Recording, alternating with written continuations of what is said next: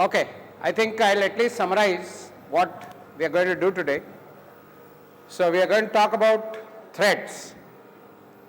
So threads is a bigger topic now than it was earlier, and an important area. So we will start talking about how to create threads, what are threads, write a small program, write a few programs. So couple of announcements before, not couple, one. Okay. Now there is a long introduction to threads, and then there is a short introduction. So I am going to do the short introduction today, leave the long introduction for another day. So why do you need threads? Very simple. So far we have been writing programs like this. We have been writing a main, and in main we have been writing a series of steps one after another. This is called a single threaded program. We were using threads, but it's called single threaded. So the reason it is called single threaded is because, as you can see, there is just one thread in execution. There is just one basic thread which is running. So that's why it's called a single threaded program. And this is the kind of program we have been writing so far in our Java class. Now the problem with this approach is you can do only one activity at one time. Only one activity in one time. Okay. That is whatever the activity defined by this. Now in today's programming, you cannot afford to do that. So you essentially need a multi-threaded program. So how does a multi-threaded program look like? And then we'll understand how to create one. So multi-threaded program has many simultaneous threads which are running. So this is one thread. So this thread may be saying, I am jumping. There may be a second thread which may be running concurrent with this thread. He may be saying, I am sleeping. There will be a third thread which will say, I am eating. So all these three threads can run concurrently. So we don't have a single thread of execution. Instead we have multiple threads of execution running one after another, not after another, one concurrent with another. So this is the benefit of a multi-threaded program. So each is called a thread.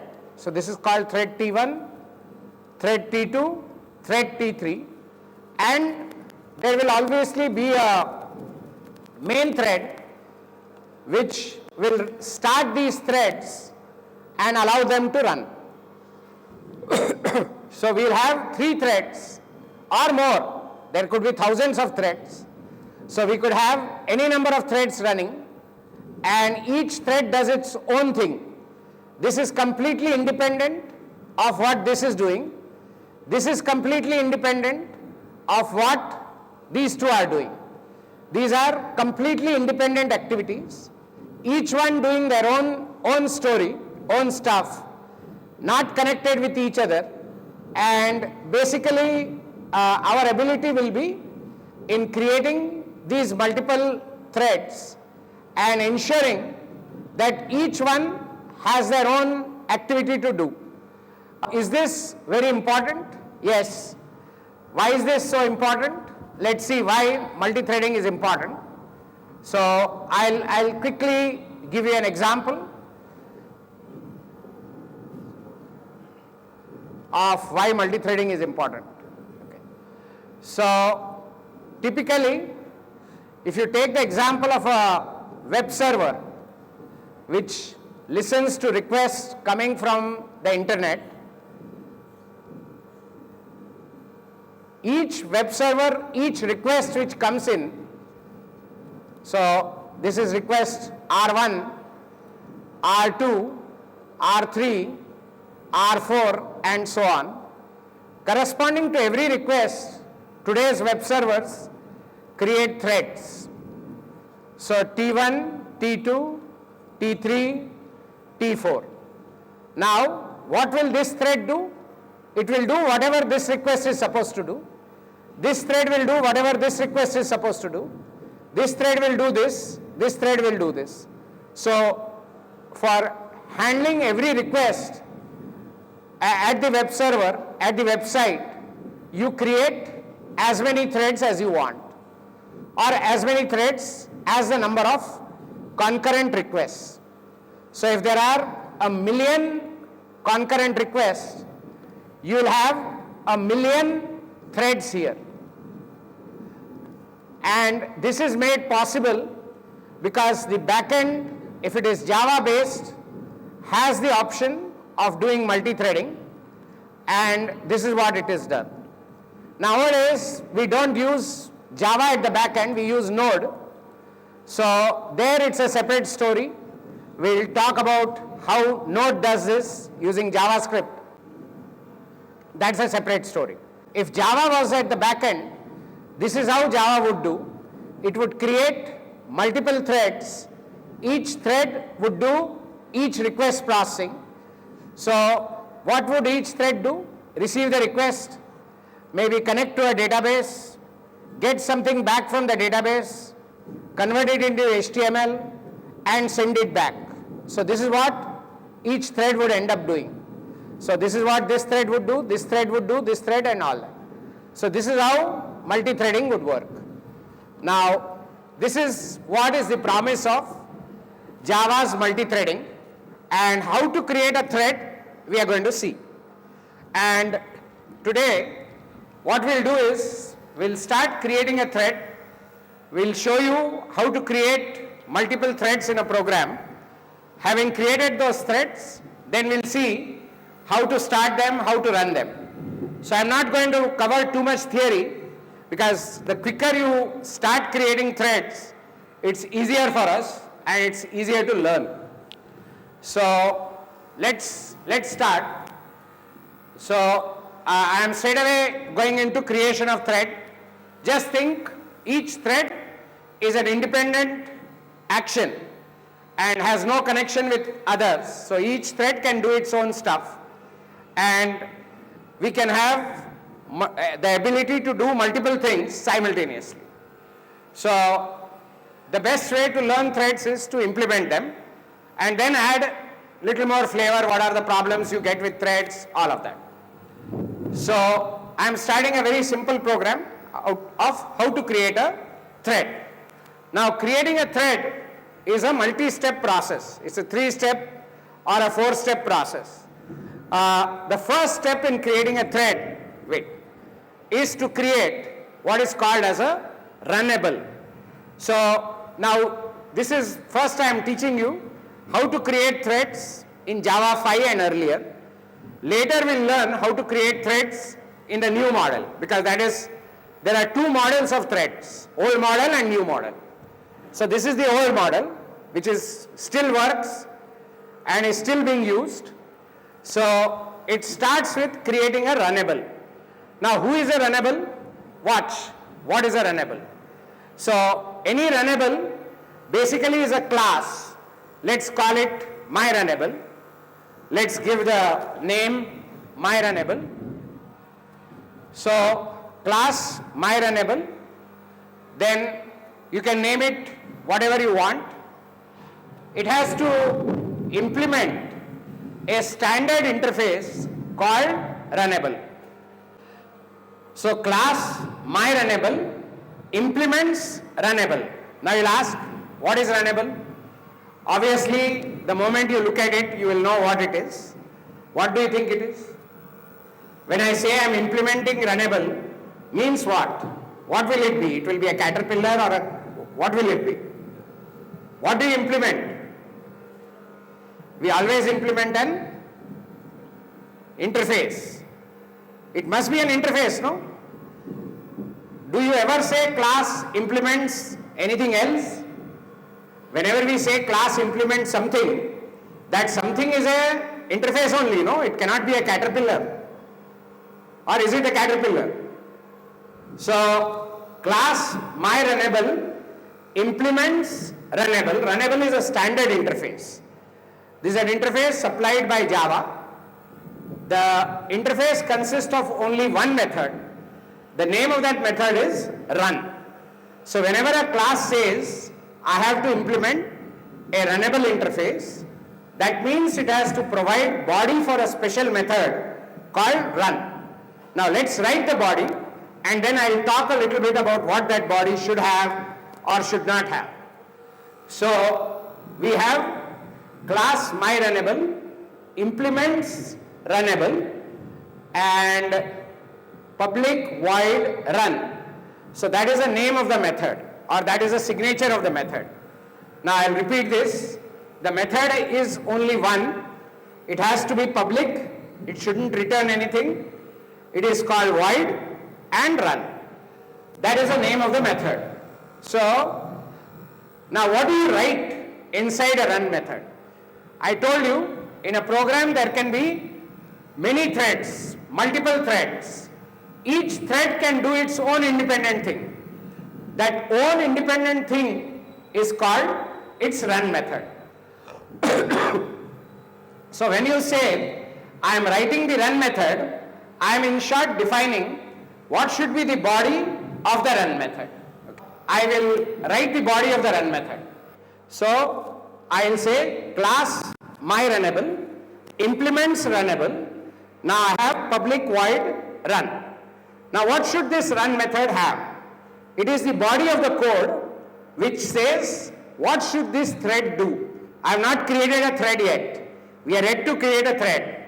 But we are creating a runnable with a run method, and the run method defines if a thread has to do something, if the thread has to handle a request, or if a thread has to process a connection with a database. All that code will be in the run method. So that is a job of the run method, to have code related to that particular thread. Okay. So in the body of the run method, I am going to write a loop just to say I am going to do multiple things. So I will write a for loop. So I will say for int I equal to 0, I less than 10, I plus plus. I am going to do something 10 times in the run method of the thread, and in that I am going to say println. Okay, I am just going to say I am thread 1. I am thread 1. That's it. So I am going to say 10 times I am thread 1, because we are just seeing how to create thread models. We are not seeing what each thread should be doing. So I am saying, just look at it. I have created a class myRunnable, implements runnable, then I have public void run, that is the body of the run method for that particular thread, and it is saying I am thread 1. Now I am going to create another runnable. Okay, let's call this runnable as runnable 1. Okay, so I am going to create yet another runnable. So we are going to have 2 threads or maybe 3 threads, which each one of them is going to say something else, and all of them are going to run using main. So that is the beauty of multi-threading. So I am having now class myRunnable 2. Okay. Class myRunnable 2 implements runnable again. So this also implements runnable. So it should also have a run method, because a class can't implement runnable without having the run method. That is a mandatory thing for it to implement runnable interface. Runnable interface consists of only one method, public void run. So that method has to be there. So class myRunnable implements runnable, public void run again system.out.println, I am thread 2. So it's going to print 10 times I am thread 2. Okay. So, and we'll create yet another runnable, this time runnable 3, class my runnable 3 implements runnable again, and because runnable has run method, I have to write the method all over again.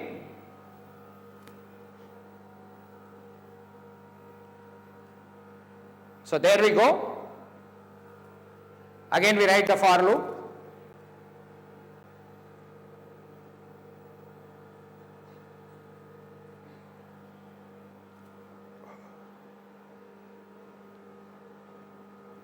And here I am going to say system.out.println, I am thread 3.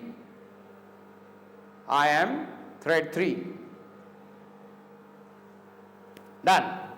So we created 3 runnables.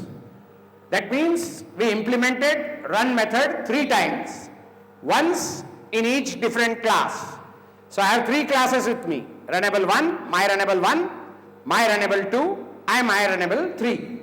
These are my 3 classes. Now we will see how to create a thread from a runnable. First you have to create a runnable. Then how do you create a thread from a runnable? It's very easy. So now we'll write our test class which has our main, that is a public static void main. Yeah, here we get the main.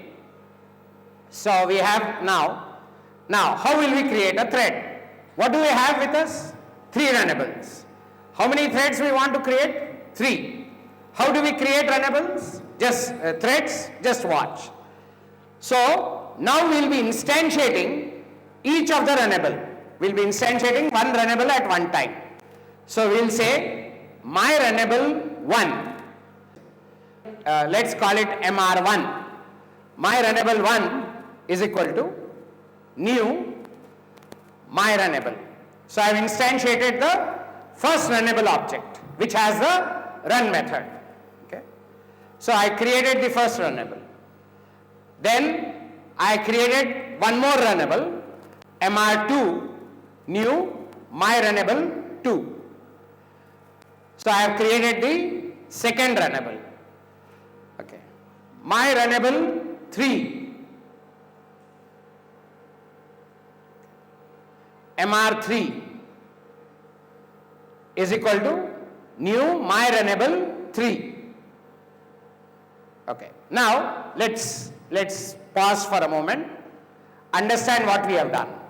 So we have created 3 classes, each having its own independent run method, doing something different. One is saying I am thread 1, I am thread 2, I am thread 3, saying 3 different things. Then what did we do? In the class test, we instantiated each runnable. So we have created 3 runnables now. First runnable MR1, MR2, MR3. We created the 3 runnables. That is, we created the objects from the runnables. This is the first step. Now, have we created threads yet? No. From the runnable object, now you can create a thread. The runnable object is a via medium of creating a thread. You cannot create a thread directly. There is a way to create a thread directly, but I don't recommend it. This is the best way of creating a thread. First create a runnable. Once you have created a runnable, you have the runnable with you. Now, using the runnable, 3 runnables, you can create 3 independent threads.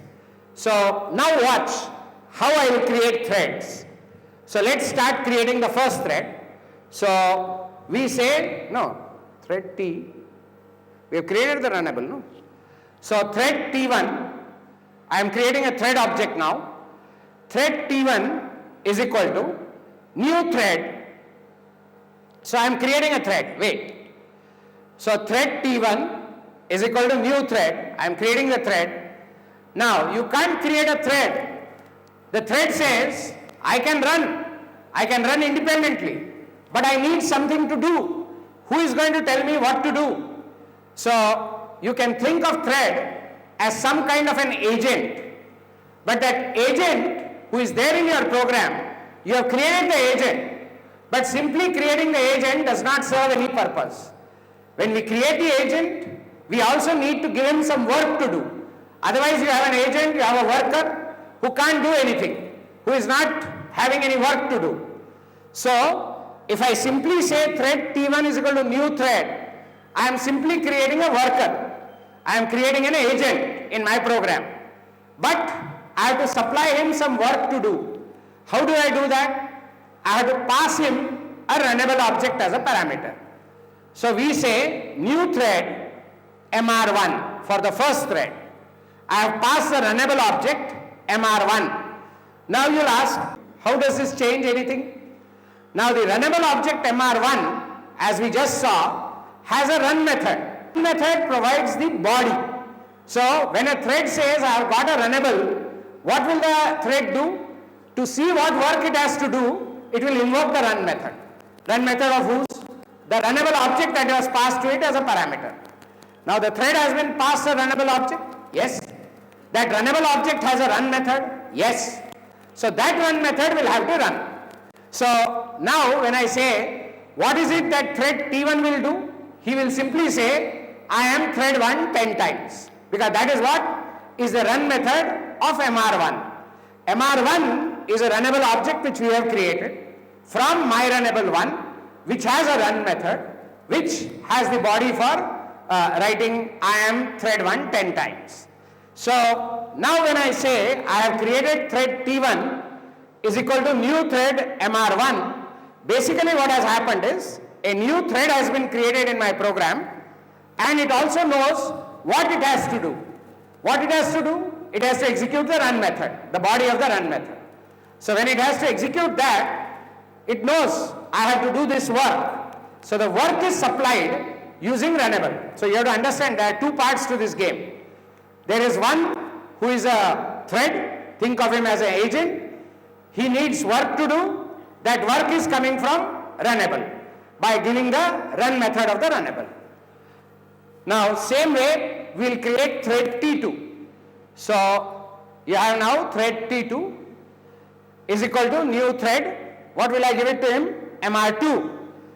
So that thread has another activity to do. That is, I am thread 2. It's a dummy activity, but it illustrates the purpose that this thread 2 is doing something else.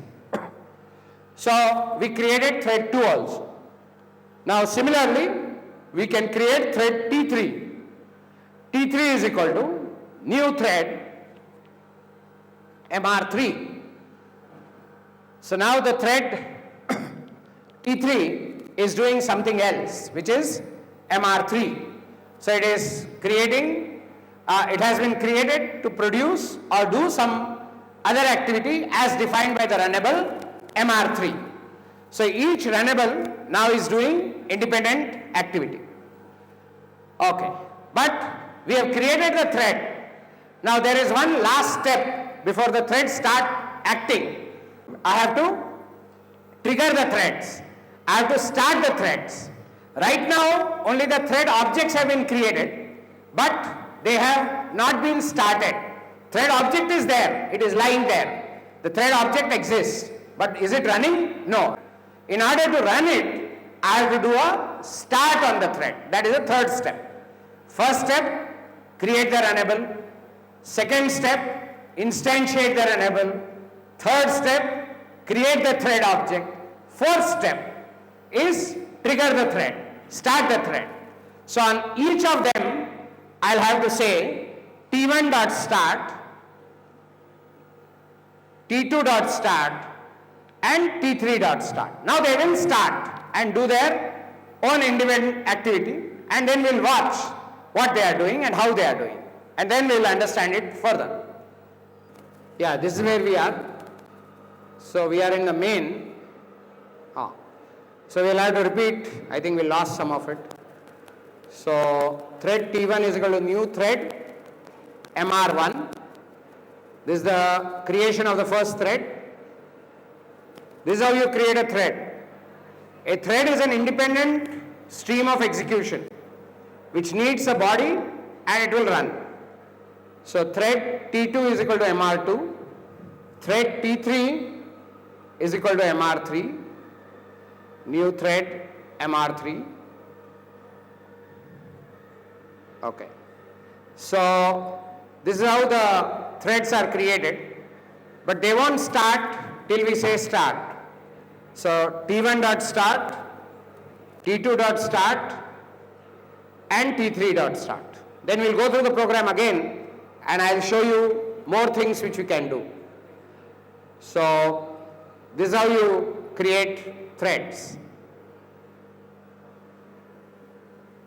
Okay, now we'll run the program and watch what you will get. Yeah, so in this particular instance, the way we are seeing it is, if you notice the screen, so if you watch my output, I am saying I am thread 1, I am thread 1. So how do you justify this? Wait. There are 3 threads which are running. Now, this is important to understand. When we run a bunch of threads, there is something called a Java scheduler, which is part of your JVM. So every JVM, Java Virtual Machine, has a scheduler, its own internal scheduler, different from the operating system scheduler. It has its own scheduler. Now that scheduler we can't control. We can only say some kind of hint to the scheduler, but we can't control that scheduler. So that scheduler is the one who is doing the scheduling, and it so happens in this case, in which order did I start the threads? T1 first, T2 second, T3 last. But in which order did it run? T1 ran first. Now why did T1 run first? I don't know. That is a decision done by the internal scheduler of Java. Can I control it? Answer is no. I can't control it. So can I say who should run first, who should run second? No, I can't say. What can you only say? You can only say what the thread should do by giving the run method. You cannot say who will run first, how long it will run, who will run second, how long will it run? No. So in the present case, if you notice, I have thread 1 running first, though it started first. Then you will see, I got, run it again, let's see. So you saw my thread 1 ran first. Then I am seeing, instead of thread 2 running, you notice, can we scroll there? Yeah. So in that, my thread 1 ran first, then thread 3, if you scroll down, you will notice, after thread 3, thread 2 has run. So 1, then 3, then 2. Now I have no control. Now I will do one more experiment. What I will do is, instead of printing 10 times only, I will make each thread print 100 times. So you will see the switching between threads also. Right now, thread 1 completed, thread 3 started, thread 3 completed, thread 2 started. Now you will see some difference. I will print each one of them 100 times. So I am changing each runnable to print whatever they are saying, not 10 times, but 100 times. I have changed it. So now, if you notice, you will see some change in the output, hopefully. So we have not made any change. Only thing we are doing is, instead of printing 10 times in the run method, I am printing 100 times. Just making that thread go longer. So each thread, instead of running only 10 times and stopping, now we will try to run 100 times. And what will happen hopefully is, its time slot will get over, the scheduler will come in and say you have had enough, give it to another thread, then give it to another thread. Let's see that kind of round robin happening. That's called round robin. One after another, time is given to each thread to run. Let's see whether we observe that. So hopefully, if the screen is fine, we'll be able to run it. Okay, let's see what's happening. You can see something else maybe on your screen because it's completely non-deterministic. So I think we should do a Control C and then scroll up just to watch what is happening. Let's see whether I can show you. This is all okay here. I am thread 3, I am thread 3. But I still don't know the way it switched. No, you should be able, I should be able to show you that thread 1 ran for some time, thread 2. Okay, let's reduce it to 25 and see. Instead of going for 100, let's do 25 and see whether you are able to see. I want to see switching between threads, then switching back. Okay, we'll show it on a Java console. Maybe Tesslator, we are having some issues. We'll just put it in Edit Plus and show, try to show. Okay, let's run it on our console and see whether we get something like this. Okay, now I think we can get a little bit of variety. So let's scroll up. So we'll go right to the top. Now, interesting to see what happened. See, first you got I am thread 2. Then, so for some time, thread 2 got the CPU, or the scheduler gave the attention to thread 2 for a very less time. Then, as you can see, thread 3 ran, and let's scroll down if we can. Yeah, we are able to scroll down. Thread 3 ran quite a lot. Now, wait. Now, somewhere in between, you can see thread 2 coming in. Wait. Pause, Babu. Somewhere you can see thread 2 coming in. Somewhere you can see thread 1 coming in. Again thread 3. Again thread 2. Again thread 1. So, if you observe closely, it is switching between one thread and another thread. What is switching? The scheduler. Sometimes it is giving attention to the first thread, sometimes it is giving attention to the second thread, sometimes to the third thread, again going back in its own way. We cannot do any prediction. We cannot decide priority. No control is there. That's why it is a non-deterministic threading model. That is what Java gives us. It is able to create multiple threads, but their relative sequence is not in our control. It is completely in the control of the scheduler.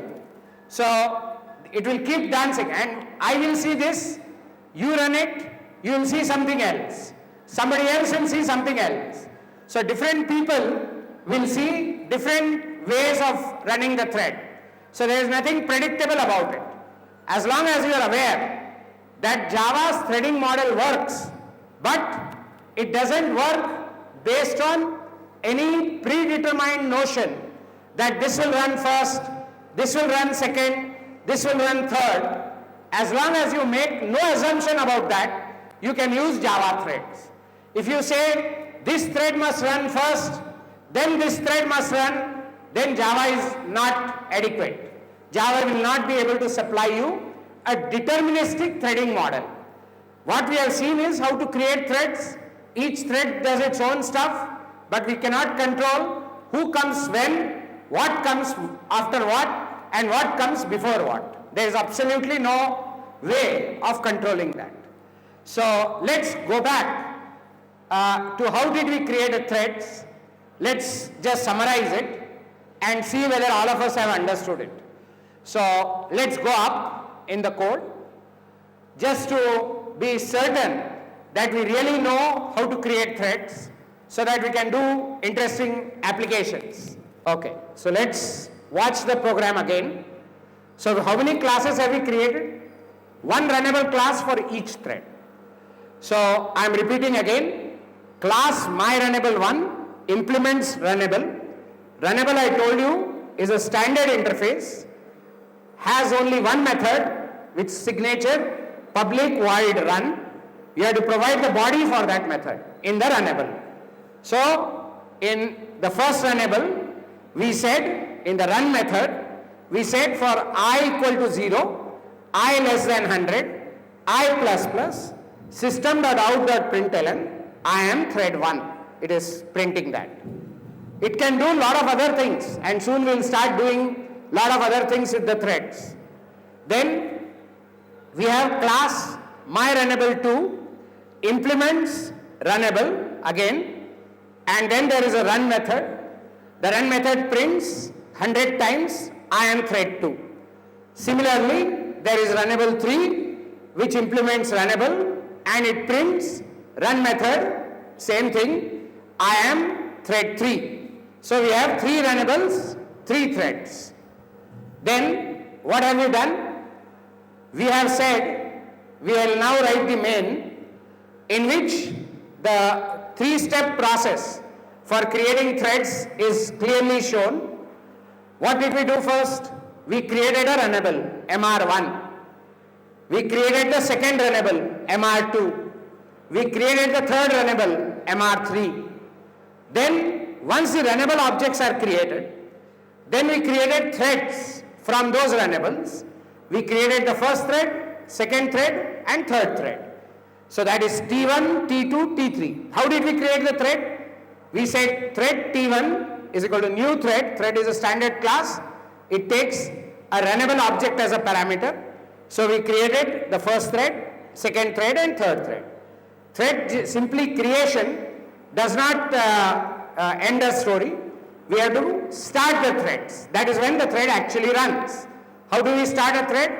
On the thread object we say T1.start, T2.start, T3.start. Thread start.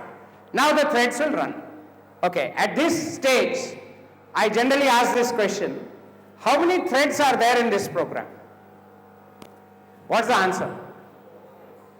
3 or 4? 4. Who is the fourth? The main thread is the fourth. So actually, the main thread has created 3 threads. The main thread is also running. Okay, let's put a system.out.println after the thread creation in the main thread also, just for the heck of it, so that you will know that there are 4 threads in operation, not 3. There is a main thread which always was there. In all your programs which you have written till date, you have had one thread which was the main thread. Today, for the first time, we have created the main thread anyway there, plus 3 threads which are running independently of each other. So let's go down and say before 32, after 32, after line 32, let's write system.out.println I am main thread, just so that we know that that thread is also running. I am main thread. Okay, done. Now let's run it again and see. Somewhere you will see this I am main thread will also run and other threads will also be running. So just watch now. I have one more line, I am main thread. Okay, let's run it. So he'll make the change here also. Yeah, we are running the code also on the console. Now somewhere you will see one line. Yeah. Okay, we are running it again. This is the threads running. Now we'll scroll up and check. Let's keep scrolling up. I think 100 is a bit much.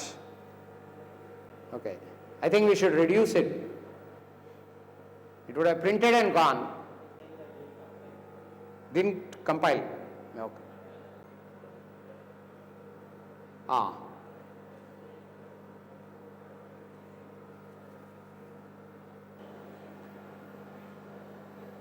System.out. Just say I am main thread, remove those single quotes and all. Okay. Okay, we're just trying to get this to work. I don't know why.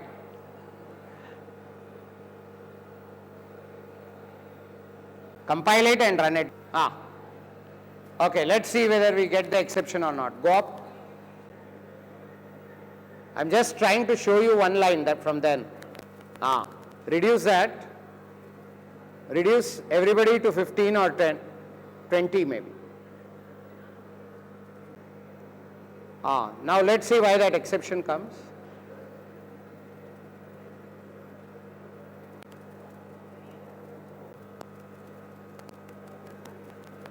At 34, line 34,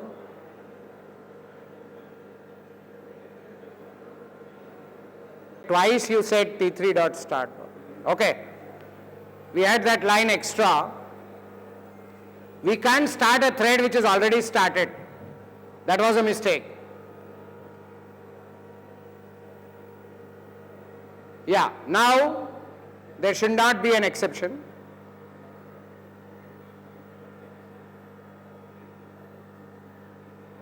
I'm just trying to see one line. See there. Wait. Now, right in the beginning, the main thread started, finished. After that, we had thread 2 for some time, then thread 1, then again thread 3, thread 2. Now you try to run it on your desktop or on your tesslator, you will get a different output. You will get same thing but different time, different everything. So I am able to say thread 1, thread 2, thread 3. Okay. Now here is something which we'll do, and perhaps with that we'll end. So I am creating, can we go to test? Yeah. I am creating, if you notice, 3 runnables, 3 threads, and starting all of them. Now, suppose there is a requirement. What is the requirement? That the main thread should wait till all its child threads, that is these 3 threads, should finish. That's a very common requirement. My main program is starting 3 threads. Now, what I want to do is, I want my main thread to wait till all the threads are over. T1 is over, T2 is over, T3 is over. I don't want main to come out without finishing all the child threads. Suppose this is a requirement. So what should I do? And this is a very common requirement in programming, that if I have started threads, I will wait till all the threads are over and then only come out. So that is not what is happening here. To make that happen, in order to make that happen, I'll introduce one method, and we are going to have some trouble with that method, then we'll correct it. You will tell me what is the trouble, and then we'll correct it. So we will say, now the main has to wait for T1 to finish. How does it do it? So after line 32, yeah, we'll say T1 dot join. Now this join is a very important method. So what does join do? Join says, don't continue after this line till T1 is done. However long T1 may take, don't continue after this line T1 dot join. We are saying T1 dot join, make it bigger. By putting in this line, we are saying, I will wait for T1 to end. I will continue to the next line only after T1 is over.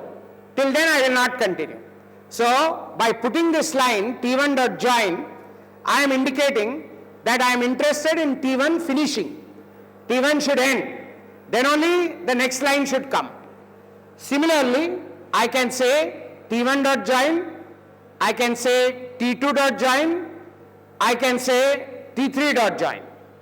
Okay. So I am going to wait for the depth of T1, T2, T3, and after that only I will come out. That is, I am main thread should be displayed after all the threads are finished. That much control I have on my child threads. I can't control who runs first, who runs second, who runs third. But I can wait for the child threads to finish, then I can proceed. So in order to make that happen, I am saying T1 dot join, T2 dot join, T3 dot join, and then I am saying I am main thread. So I am main thread line will come after the 3 threads have finished. Now this should work, but this will give me a compiler error.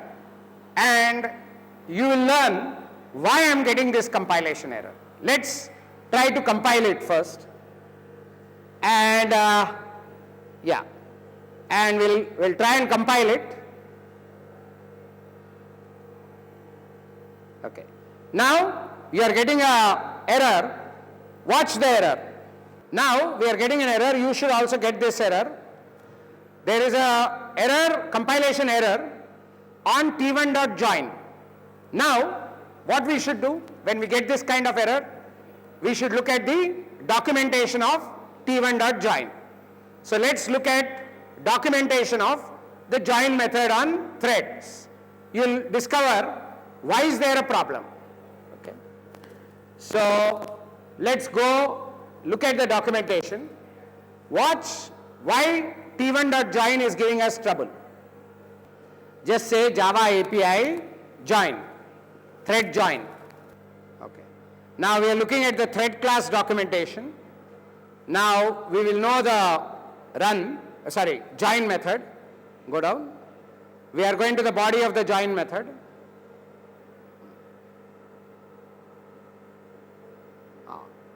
So join.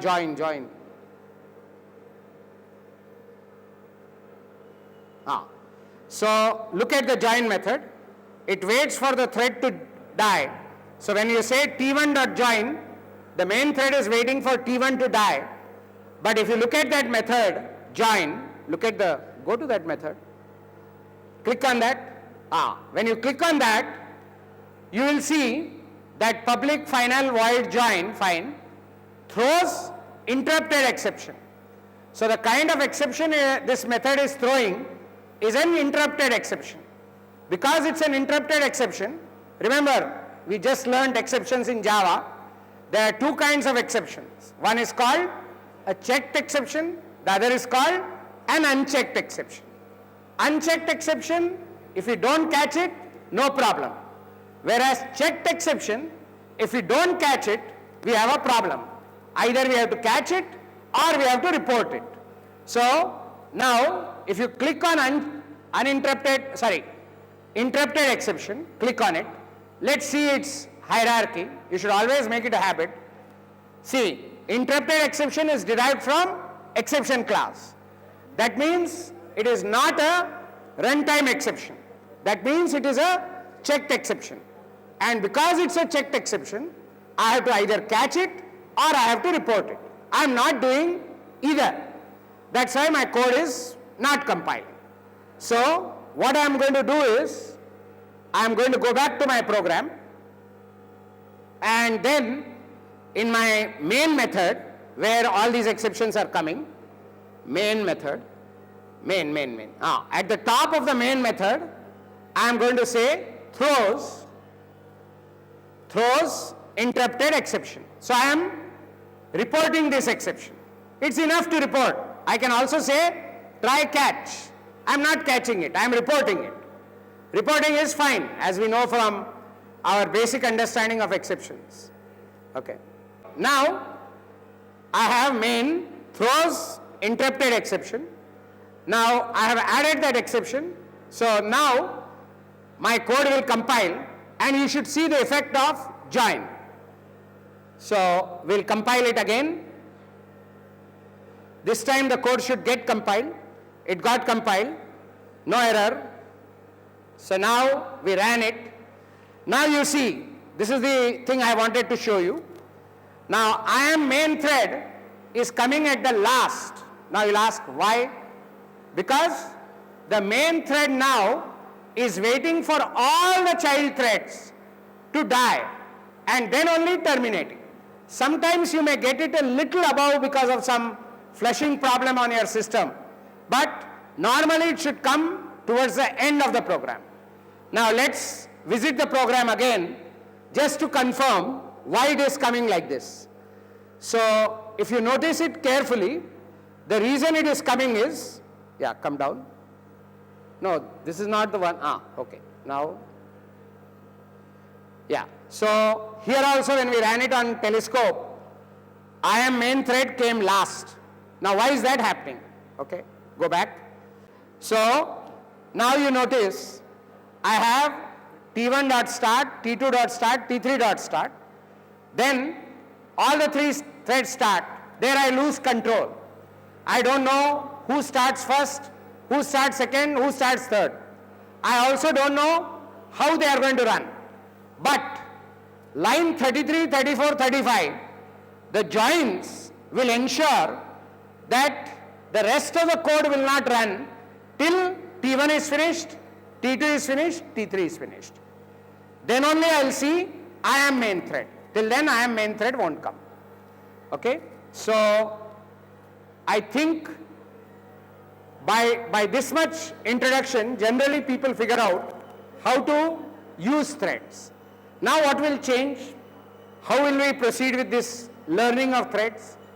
Right now, if we go to our runnable, can we go to our runnable? Yeah, if you look at my runnable, it is doing nothing. I am just saying some useless thing like I am thread 1. That does not serve any purpose. Now, how will you actually learn? Is this why we create threads? No. We created threads because we want each thread to do independent activity. And we want these threads to communicate with each other and to connect with each other so that they can together do something meaningful. So one thread may be doing part of the work, another thread may be doing another part of the work, third thread may be doing another part of the work. Or thread 1 will be producing something which will be used by thread 2, which will be used by thread 3, something like that. That is called writing a producer-consumer story. So now what our next job will be to make each thread do something productive, and so that together the 3 threads or n threads do something more meaningful than just having one thread in your program. Okay? So that is where we will proceed after this, once we have learned how to create threads. So this is where we will stop today because we just had 1 hour today. So what we have learned is how to create threads. Now we will make our threads do something useful. Next session we will make each thread do something useful.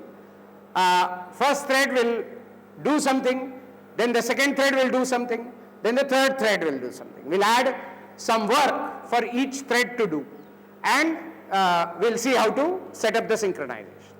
So we will stop here and continue in the next session.